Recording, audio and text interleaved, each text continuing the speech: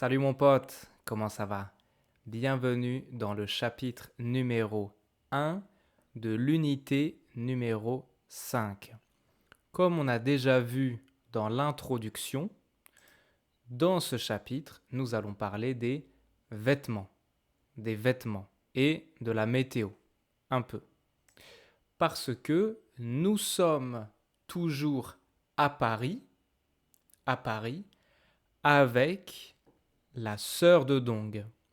La sœur de Dong, elle va aller à Lille pour les vacances, hein. Je vais aller à Lille. Mais à Lille, il fait froid. À Lille, il fait froid. C'est vrai, hein.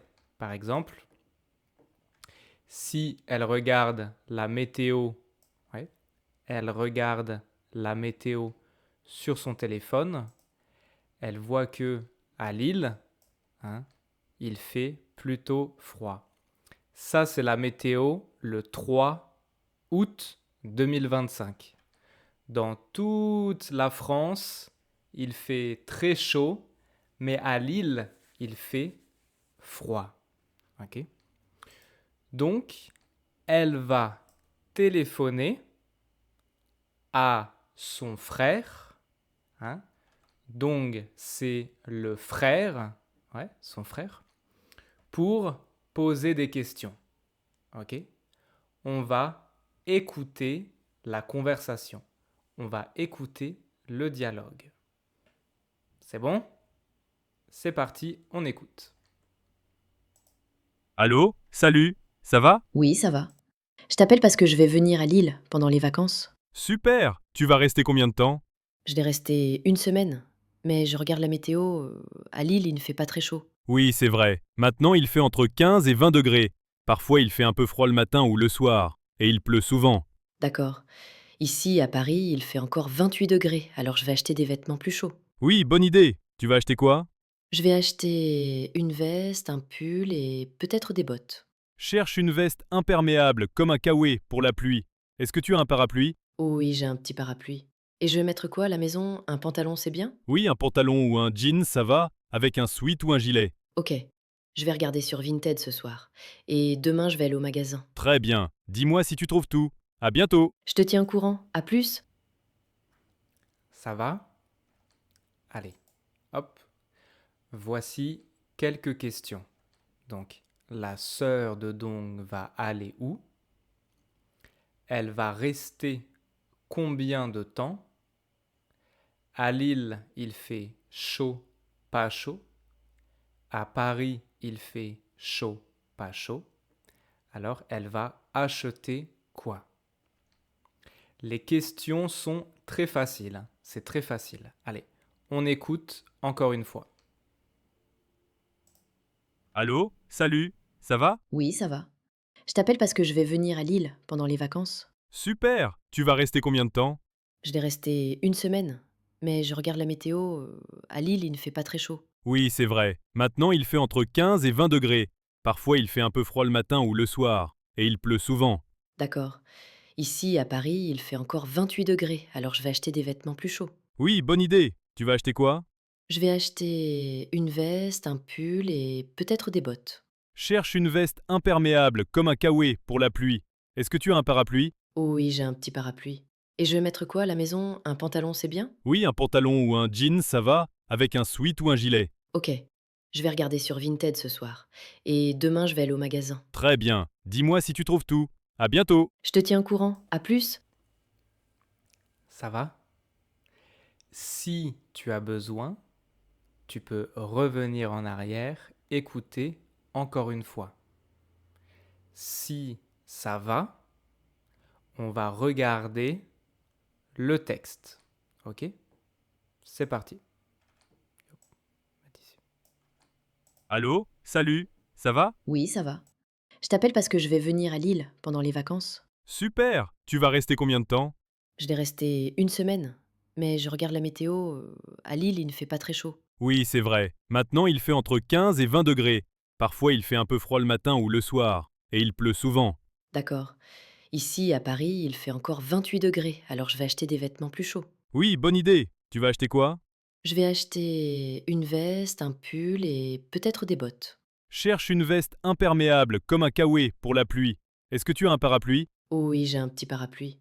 Et je vais mettre quoi à la maison? Un pantalon, c'est bien? Oui, un pantalon ou un jean, ça va, avec un sweat ou un gilet. Ok. Je vais regarder sur Vinted ce soir. Et demain, je vais aller au magasin. Très bien. Dis-moi si tu trouves tout. À bientôt. Je te tiens au courant. À plus! Ça va? Très bien. Donc, bon, la sœur de Dong, elle va aller à Lille, bien sûr, hein, à Lille.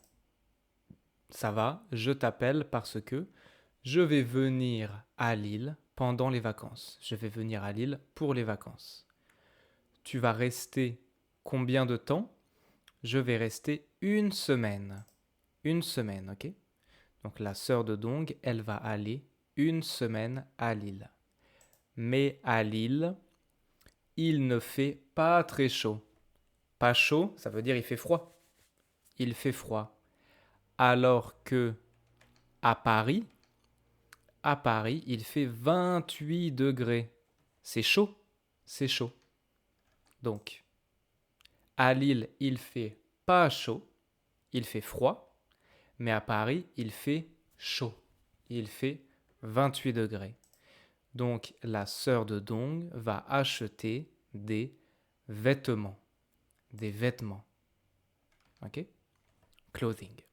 Ça va? Très bien. Alors, c'est quoi toutes ces phrases-là? Il ne fait pas très chaud. Il fait entre 15 et 20 degrés. Il fait un peu froid. Il fait encore 28 degrés. C'est qui il?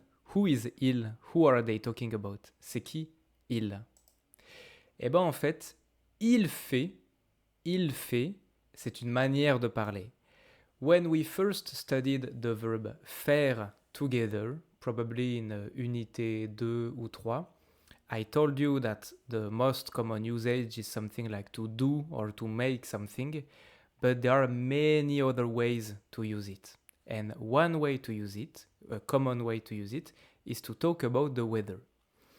Pour commencer ici, est-ce que tu peux mettre la vidéo en pause et relier chaque mot avec une image? Vas-y. C'est bon? C'est bon? Alors, bien sûr, ça c'est de la pluie. De la pluie, il pleut, hein, some rain. 15, bien sûr. Ça c'est chaud. Ça c'est froid. Ça c'est beau. Ok, beau like handsome, beautiful. Ok. Et pas beau. Pas beau. Pas beau, on peut aussi dire moche. Ok. Moche is kind of a word to say ugly. It's like ugly. Ok. Pas beau. Très bien. Donc chaud, froid, beau, pas beau, 15, de la pluie. Et bah pour tous ces mots, for all these way to qualify eventually the weather, we always use the verb faire. Par exemple, il fait chaud, il fait froid. And this il right here, this is not someone, this is equivalent to it in English. But don't try to translate it because there are at least 3 or 4 different ways in French to say like an equivalent to it in English. So it cannot be translated directly, it's impossible. It's different. But in this context, il fait chaud means it's hot outside. Il fait froid, it's cold outside. Il fait beau, it is sunny. Like if I say il fait beau, aujourd'hui il fait beau, it means today it is sunny. There is sun in the sky, no cloud. Ok? Ou bien il ne fait pas beau, ou bien il fait moche. Il fait 15 degrés. Ça va? Donc il fait beau, the weather is hot. Il fait froid, the weather is cold. Il fait beau, the weather is good. Il ne fait pas beau, the weather is bad. Il fait 15 degrés, it's a precise temperature. So this il is a impersonal il. It's not someone, it's not he. It's an impersonal way to conjugate faire. Ok? Et pour la pluie, for rain, il pleut. We will see this one a bit later. Par exemple ici, est-ce que tu peux mettre la vidéo en pause et relier chaque mot avec une image? Vas-y. C'est bon? C'est bon, on regarde. Donc bien sûr, il fait 15 degrés, il fait chaud, il fait froid, il fait beau, il pleut, et il ne fait pas beau, c'est les deux, hein, c'est les deux. Because when it rains, you can also say il ne fait pas beau, like the weather is bad, ou bien il pleut. Okay. But if the sky is very cloudy but no rain, you can only say il ne fait pas beau, the weather is bad. Ça va? Très bien. On a donc le verbe faire ici, comme je fais, tu fais, il fait, etc. Because the verb faire has a lot of different meanings, we can conjugate it just like any verb. Hein? This is a normal verb. But like I was explaining, whenever we use it to talk about the weather, we will always use it in the impersonal form with il. So this il, in the context of weather, is not someone. On the other side, the verb pleut, ici, il pleut, you see that I have il in front of pleut, which means that pleut is a verb, right? Rain, to rain in English. Well, this verb is very special because if you think about it logically, it can only exist with this impersonal il. So pleuvoir is a special verb that only exists with il. You cannot say je pleut. It's like in English, you cannot say I rain, you rain, she rains. No, it's just like it's raining or it rains, okay? Well, in French, it's really emphasized by the fact that the other conjugations don't even exist. It's not that we don't use them, it's that they don't exist. Officially, they don't exist. Pleuvoir is part of verbs that only exist with il, and this il serves an impersonal purpose. Okay? Il pleut, it rains. Ça va? Très bien. Et je peux ajouter de la nuance. Il fait beau, il fait chaud, il fait froid, etc. Mais je peux aussi dire il fait un peu froid, il fait pas très chaud, etc.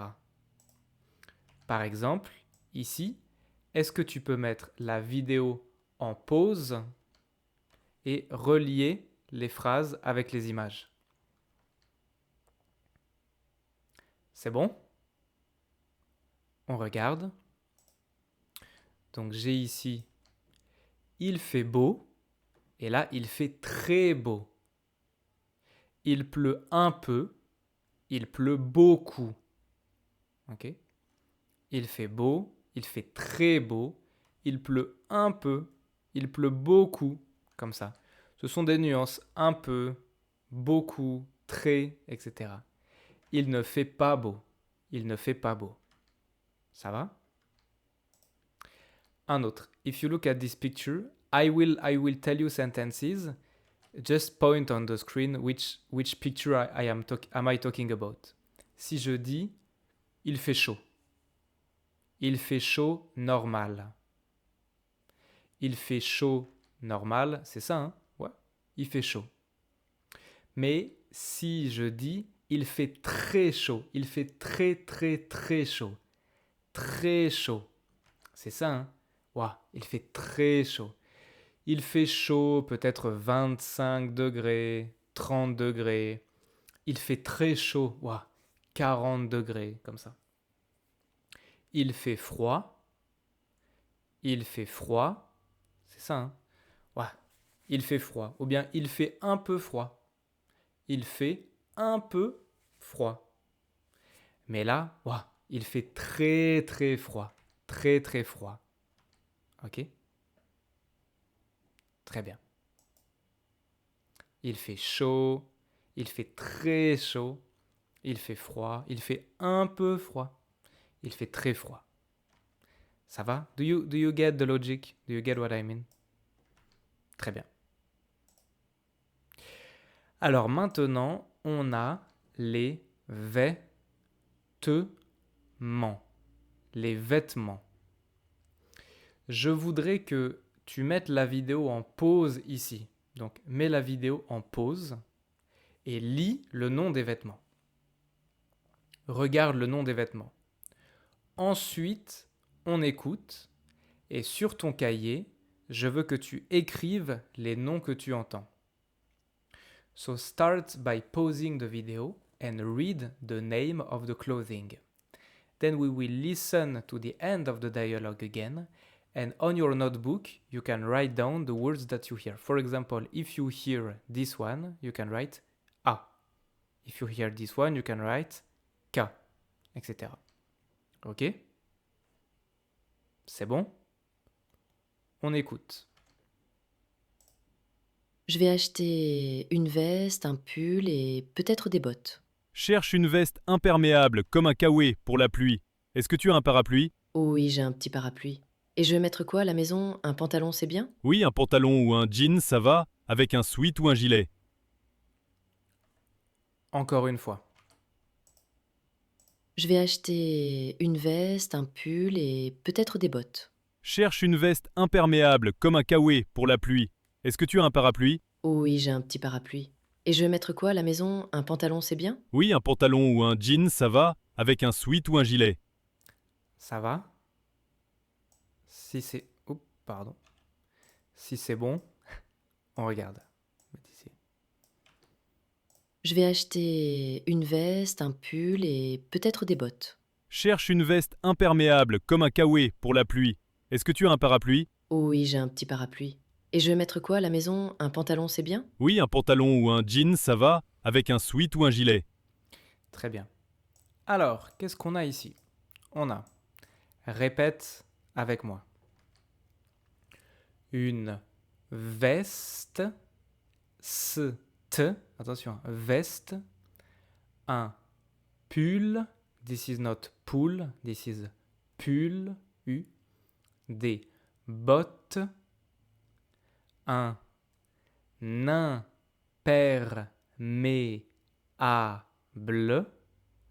un imperméable, un kawaii, un jean, un sweat.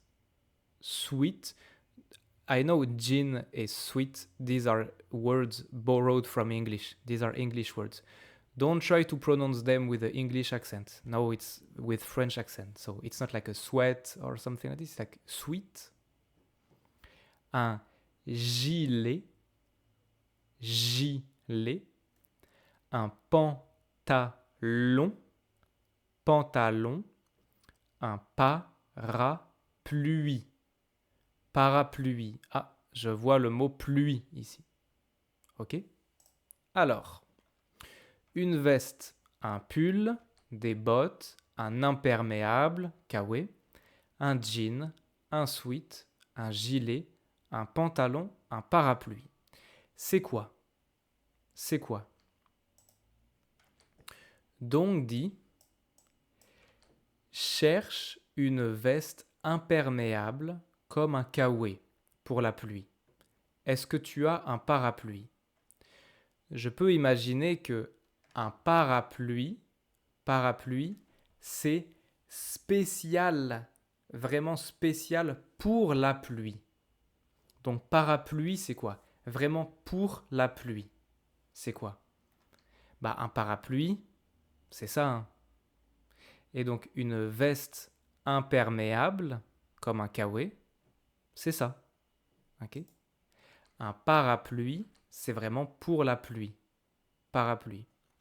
If you look at the Greek root, like the etymology of the word, parapluie, hein, parapluie is something like against the rain. Okay? Et donc ça, c'est une veste imperméable, un kawaii. Bon, c'est quoi ça? Eh ben en fait, une veste, c'est ça. Tout ça, c'est des vestes. Ça, c'est une veste. Ça, c'est une veste. Ça, c'est une veste. Et ça, c'est une veste imperméable. Ça veut dire une veste pour la pluie. Une veste spéciale pour la pluie. Ok? Imperméable, waterproof. Waterproof. Ok? Et un kawe, kawe, well, I don't remember. Was it? I guess it was in the 80s or the 90s in France. There was a brand called Kawe, Kawe, that invented a kind of vest impermeable. The concept was that you can fold the jacket inside itself, inside a pocket. You see, like on the side here, you have a pocket where you can fold the jacket inside this pocket, and so the jacket transforms into this small bag like this. And in the 80s, 90s, especially the 90s, I think, this was so popular. Like everyone had this. Everyone have at least one jacket like this in their home. It became so popular that the name of the brand became the name of the clothes. Kawe. Okay, so originally Kawe is the name of the brand, but nowadays, because it was so famous, we use this word kawe to talk about like a waterproof coat. Any kind of waterproof jacket or raincoat, you can say kawe, even though it's not from the official kawe brand. It's like the name of the brand really became part of the common daily life way of speaking. Okay? To be honest, so veste imperméable is like the real way to say. Kawe is way more common than veste imperméable. Like if you say kawe in France, it's not like 80% of people can understand. It's 99.99% of French people can understand. More people in France know kawe than veste imperméable, you know? So, kawe is a perfectly understandable word to refer to a raincoat. Très bien. J'ai donc une veste, un imperméable ou un kawe et un parapluie. Un parapluie. Ok? Très bien. By the way, imperméable means waterproof, but it's at the same time un nom et un adjectif. It's a noun and an adjective at the same time. So you can say une veste imperméable, which would be a waterproof jacket, ou bien un imperméable, so a raincoat. Both are perfectly acceptable. Très bien. Ensuite, la sœur de Dong, à la maison, un pantalon ou un jean avec un sweat ou un gilet. Un pantalon ou un jean avec un sweat ou un gilet. Bon, 1, 2, 3, 4. 1, 2, 3, 4. Un jean, c'est quoi? I think jean is easy, right? Un jean, un jean, c'est ça. Un jean. Donc un pantalon, c'est quoi? Un jean ou un pantalon? Un pantalon, c'est ça. Et maintenant, un sweat ou un gilet, c'est quoi la différence ici? What's the difference here? The difference is a bit subtle. Donc, pour commencer, un pantalon, un jean, un sweat, un gilet. Pour commencer, ça, c'est les pantalons. Donc, ça, c'est un pantalon, ça, c'est un pantalon, ça, c'est un pantalon, ça, c'est un pantalon, ça, c'est un pantalon. Et à l'intérieur des pantalons, dans les pantalons, ça, c'est un jean. Jean, ok? Très bien.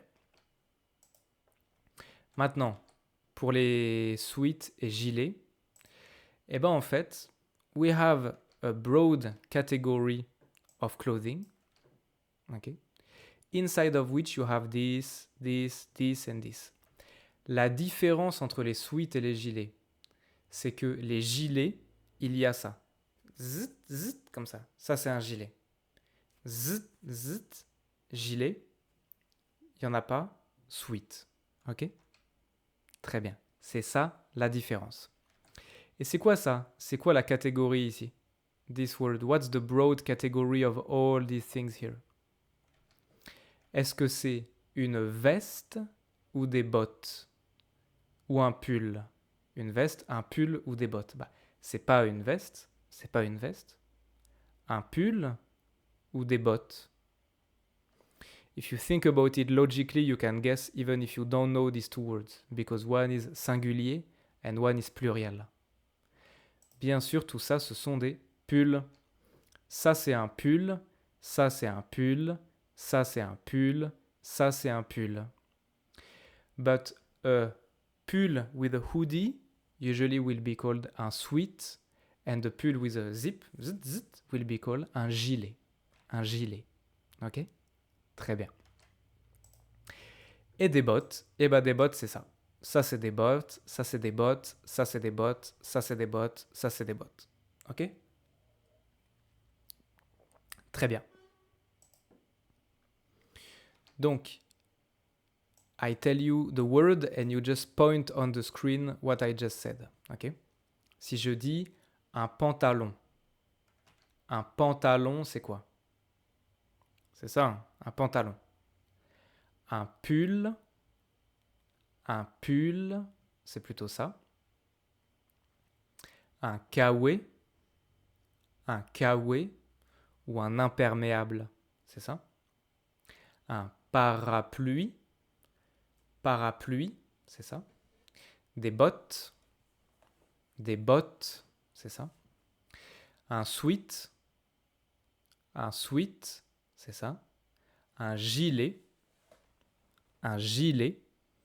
c'est ça. Non, c'est ça. Et une veste, c'est ça. Une veste. Ok? Très bien.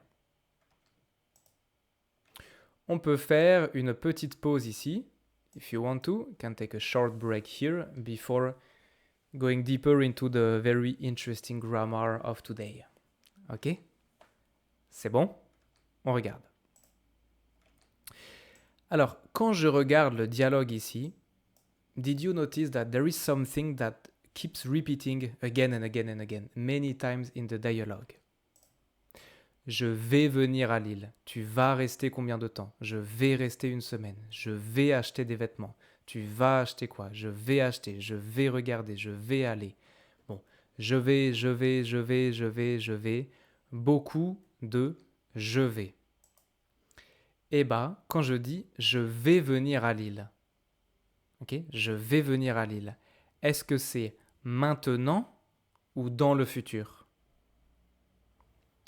You understand what I mean, right? This is the future. Je vais venir à Lille. I will come to Lille. Tu vas rester combien de temps? When Dong is asking his sister, how long are you going to stay? He's not talking about right now. He's talking about the future, when she will come to Lille.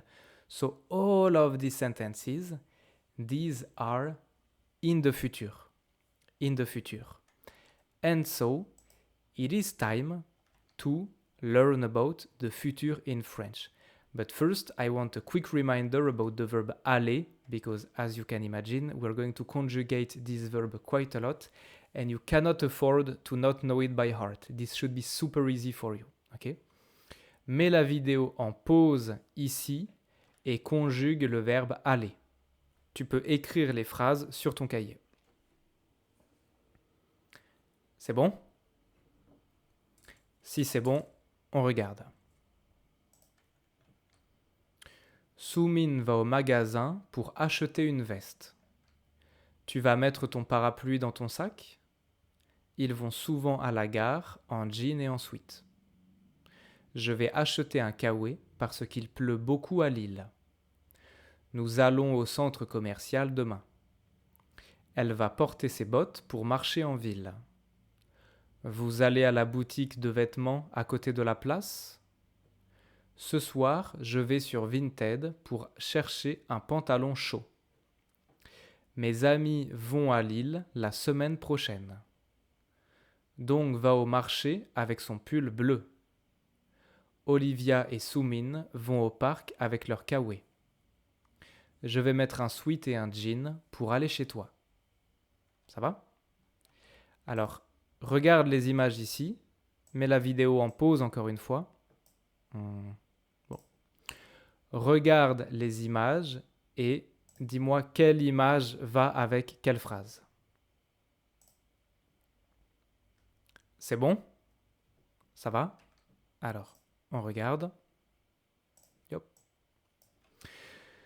Donc bien sûr, un parapluie, c'est C. Ou plutôt, allez, A, bien sûr, c'est un pantalon. A, c'est un pantalon. B, il pleut. C, un parapluie. D, des bottes. E, le marché. F, le parc. G, le centre commercial. Sorry, maybe I should have mentioned that not all sentences had a picture. C'est bon? On continue. Donc, comme je disais, nous allons parler du futur. Le futur. En français, il y a 3 manières de parler au futur. There are 3 ways to talk about the future in French, to conjugate the future. The first one, you already do it, you already use it, you know it already. This is just making present sentences, but talking about the future. We're going to review it. The most sophisticated one we will learn in the A2 level. Okay? For today, what we are mostly going to learn is what we call le futur proche. And good news, this is the most common way to talk about the future in daily life. So it's not like right now we are learning like a poor way before in A2 we learn the real way. No, right now we are learning the most useful, common way to talk about the future. Okay? Très bien. So what you already know how to do is to actually use the present tense. I know it sounds confusing when I say it like this. So what do I mean? Look at this sentence. Si je dis je mange, I eat, right? Je mange. This is not future, this is présent. I eat or I am eating. It's the same in French. Je mange. Okay? If I want to, I can make like a slightly more sophisticated sentence. For example, je mange au restaurant. So now I'm eating in the restaurant. All right? But technically, this is still present tense. This is still the verb manger conjugated at présent. Je mange au restaurant. Well, if I want to, I can add a time reference in this sentence, but it stays present tense. For example, demain, je mange au restaurant. I can say this grammatically, it's correct. And we've been talking like this a long time already. And you've been making sentences like this already. Demain, je mange au restaurant. It's like tomorrow, I eat at the restaurant. I can say this because in the sentence, I am putting a clear time reference, demain, which is located in the future. Even though the rest of the sentence is present tense, I can understand this will happen tomorrow. This is obvious. This is possible to do this. Okay? And so this is the first, most basic way to talk in the future, is to just make regular present sentences, but add a specific time reference that is located in the future. Par exemple, maintenant, il est midi. No, it's 12 p.m. And I ask you, tu manges quand? Je mange à 14 heures. So, when are you eating? I eat at 2 p.m. But no, it's 12 p.m. This is also in the future, because I'm telling you, je mange à 14 heures. I am telling you, I eat at 2 p.m., but right now it's 12 p.m. So, I am making a sentence, I am talking about eating in 2 hours in the future, but same, the sentence is conjugated at the present tense, and it's perfectly acceptable. There is no issue here, because I have this precise time reference, okay? Let's imagine I'm on the phone with my friend, and my friend is planning to come to my place tonight, this evening. Tu arrives quand? J'arrive ce soir. When are you arriving? I arrive tonight, this evening. Again, j'arrive is present tense, grammatically speaking, but because I have a precise time reference this evening in the future, then the sentence is perfectly acceptable and this is the future. Okay? In the exercise we just did, just now, there was one sentence. Nous allons au centre commercial demain. We are going to the shopping mall tomorrow. This is the same. Nous allons au centre commercial demain.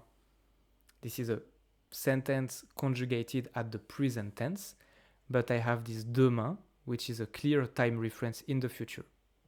Okay? All of these sentences, demain je mange au restaurant, j'arrive ce soir, nous allons au centre commercial demain, etc. They are 100% correct, 100% possible, and they are actual sentences of how we speak in real life. This is like real life speaking. But at the same time, obviously, these sentences are not very sophisticated. So usually, we will use this way of speaking to talk about things that are really sure, like things of the real life, the real daily life, pragmatic, realistic life.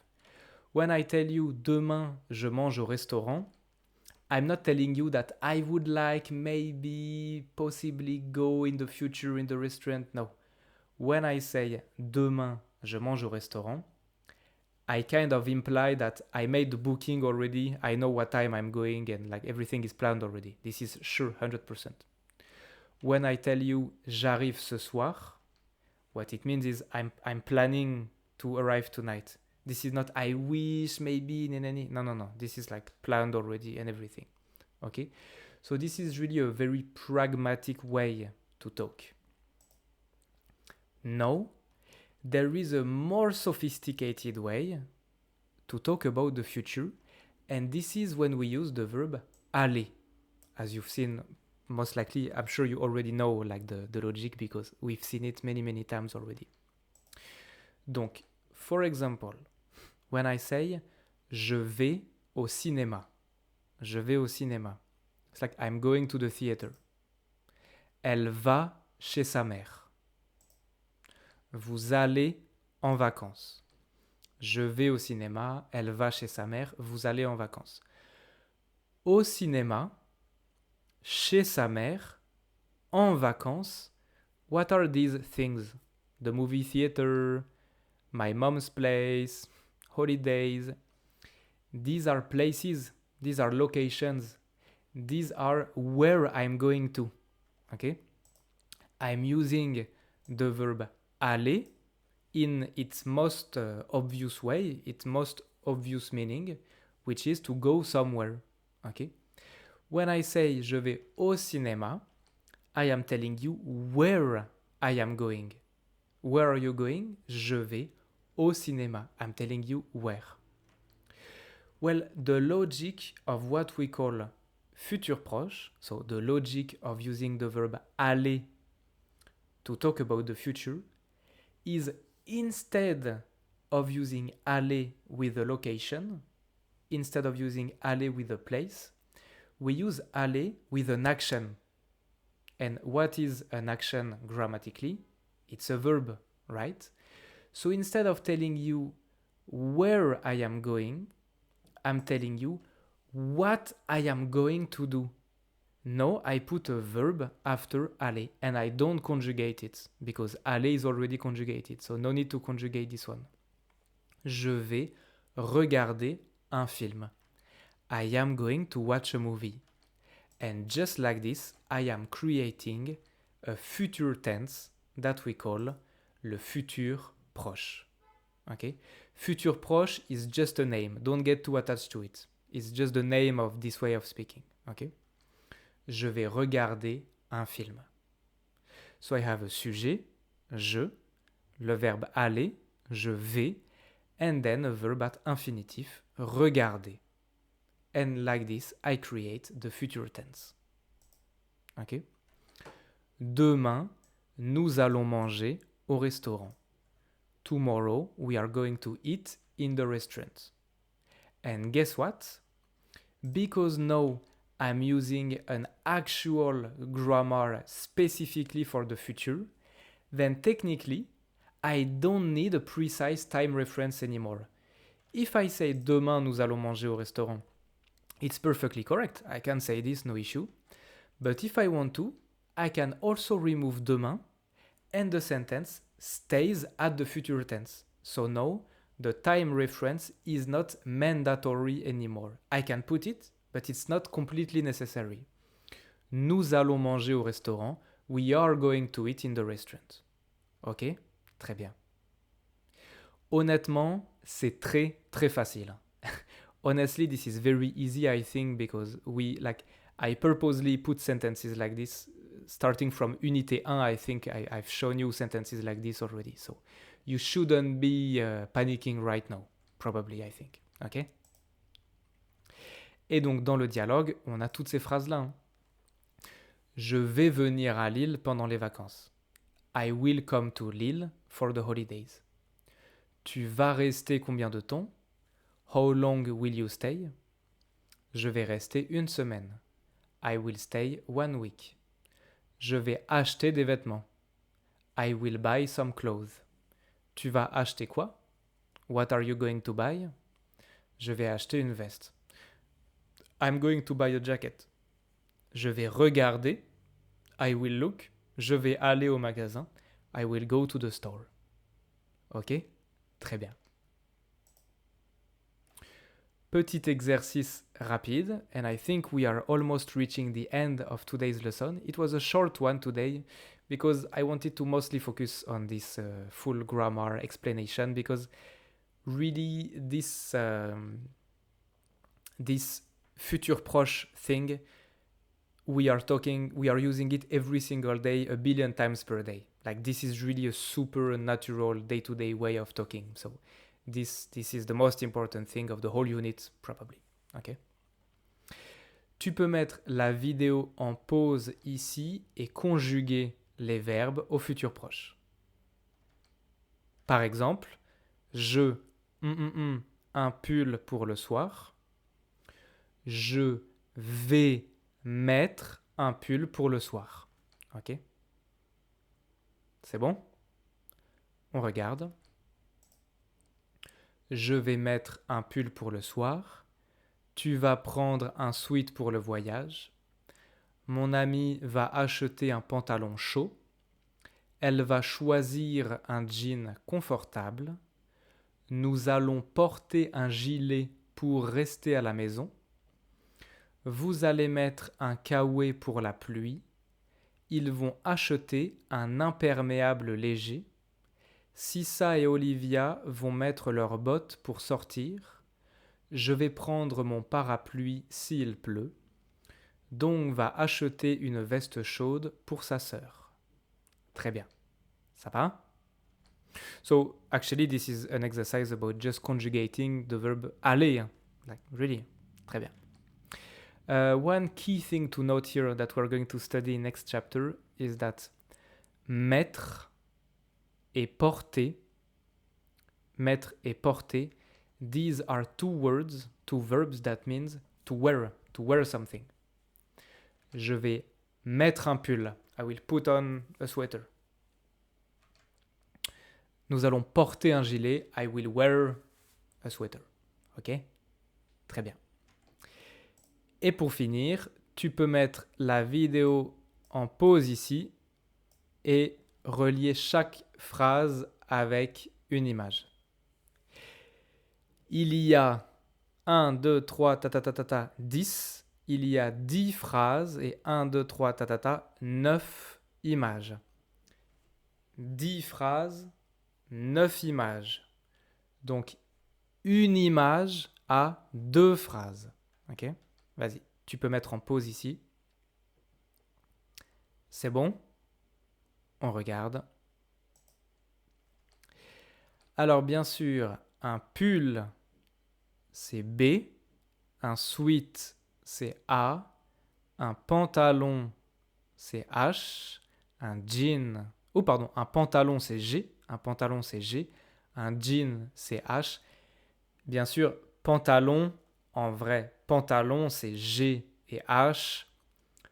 Pull, c'est A, B, C. Ok. Sweat, c'est A. Un gilet, c'est C. Un kawaii, c'est F.